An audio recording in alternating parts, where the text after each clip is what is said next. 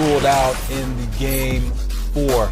Allow me to reintroduce myself. My name is Ro, along with the NBA champion Jason Terry and the lottery NBA legend Greg Anthony. We just witnessed Game 4. The Hawks even the series 2 games apiece, a 22-point victory. That is the major news. However, the biggest story, as I just mentioned, Giannis Antetokounmpo exiting the game in the third quarter with about 7 minutes left. Bucks down by 10, but obviously we don't know what's going to happen next. Your initial reaction from seeing that? Man, I got to tell you, one, it was hard to watch, and two, it was emotional. And to say it was emotional for me, like, I have no vested interest. Like, I just wanted to see a good game, see how it played out.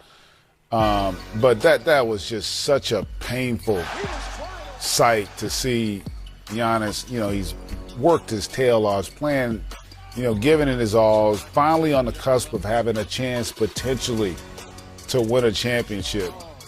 And then to have a play like this, nothing, malicious about it, just an unfortunate situation, an unfortunate circumstance for him. You just hope and pray he's okay, regardless of the outcome of the series. That was just really, my stomach just dropped watching that. Like, it was really painful to see that happen to that young man. We all, Jet knows, like, you know how much these guys put into this, how much it means to them, and you have a finite possibility of trying to achieve the ultimate goal. And if he's not able, and I'm hoping he is, to return, man, that with all the injuries we've had this postseason, it's just, man, it just leaves a really bad taste in your mouth. You talk about a vested interest. Jason, you played with Giannis for a number of seasons. Obviously, you have a different type of relationship. When you see that, how does that make you feel?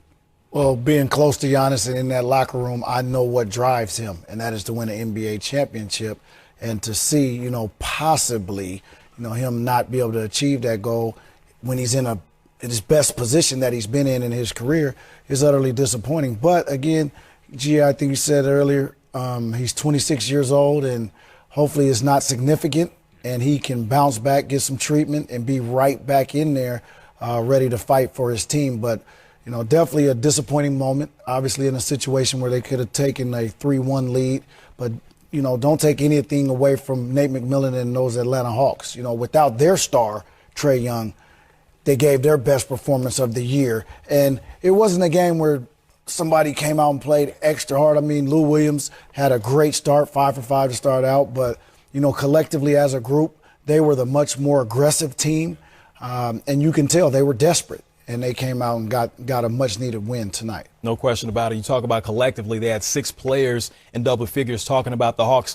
The rebounding battle was even in this one. If you go back and look, whoever's won the rebounding battle so far in this series has won the game, but they were competitive there. They also won the assist battle. They were +7 in that department. Just looking at what they did collectively, how impressed were you with how they responded in Game 4? Well, I think we were expecting them to come out and fight. And give great effort. And the irony of this game, and the Bucks are deserving of winning this game, but for me, I looked at this game more as a Bucks loss than a Hawks win. And by that I mean, sometimes in games like this, your star is out and you'll have a guy go out and have just a monster game, or your team will play like lights out, right? And they were solid. But to me, this was more about the Bucks not showing up, about them not fighting. I was on the air last night with Steve Smith, and we were talking about with the Suns. Like, we could see the Suns losing last night. Young team, not a lot of experience, never been in that situation in a closeout game.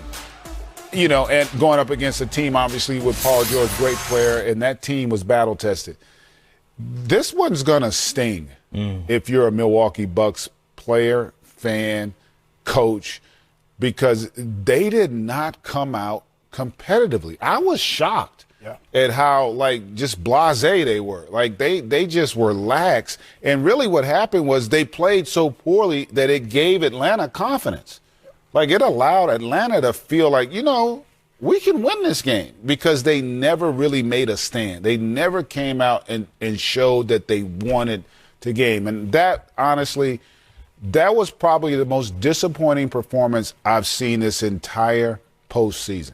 So obviously the question that I have to ask now, who does that fall more on? Does that fall more on the players, or does it fall on the coaching staff? Oh, that's the players, without a doubt. Because in a playoff series, you've played 3 games. You're in a conference final. This ain't about a motivational speech. This ain't about an X and O. They're not doing anything we're not prepared for. We just played them 3 times in the last 6 days, 7 days, right? This is purely on the players. Completely 100%. I don't know if you feel that way, Jeff, but to me, this is all. And Budenholzer has had critics, and deservedly so, for things in the past, but this is completely 100% on the players and their approach and the way they perform.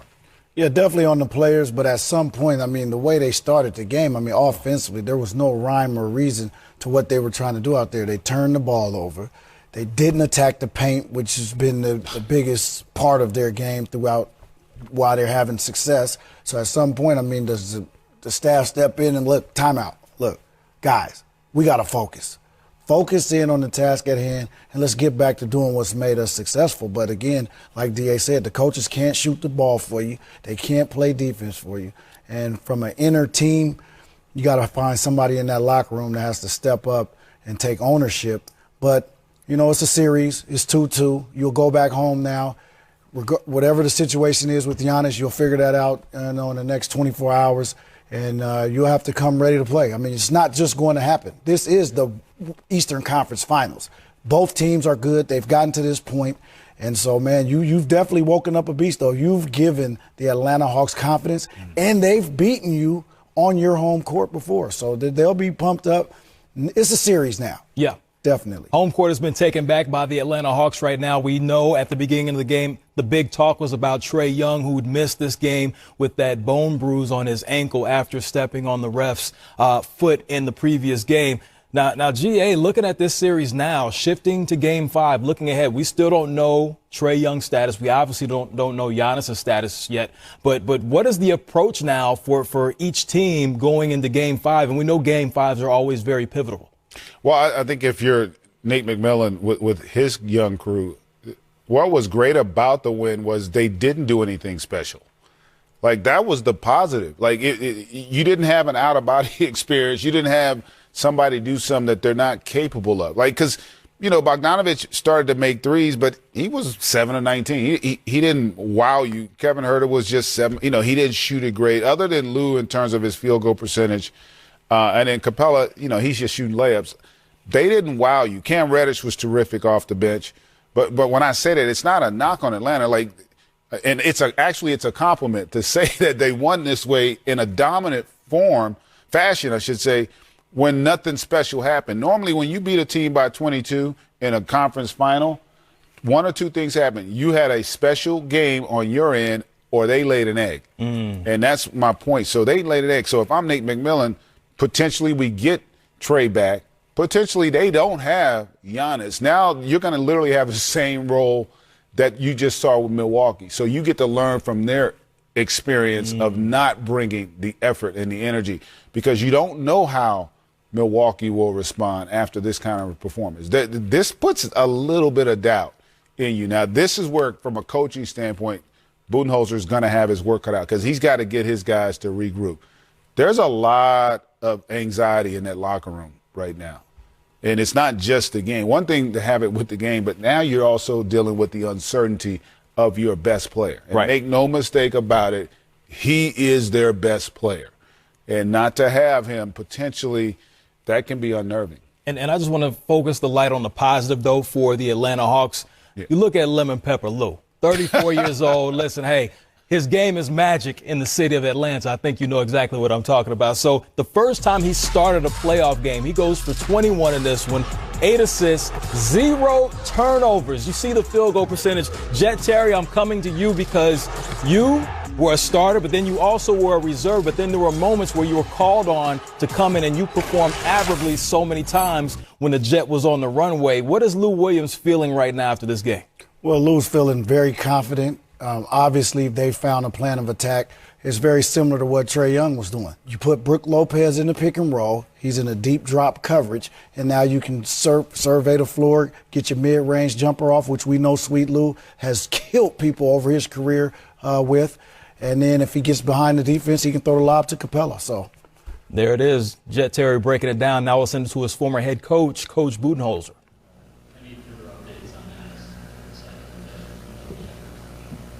Yeah, so that's it. That's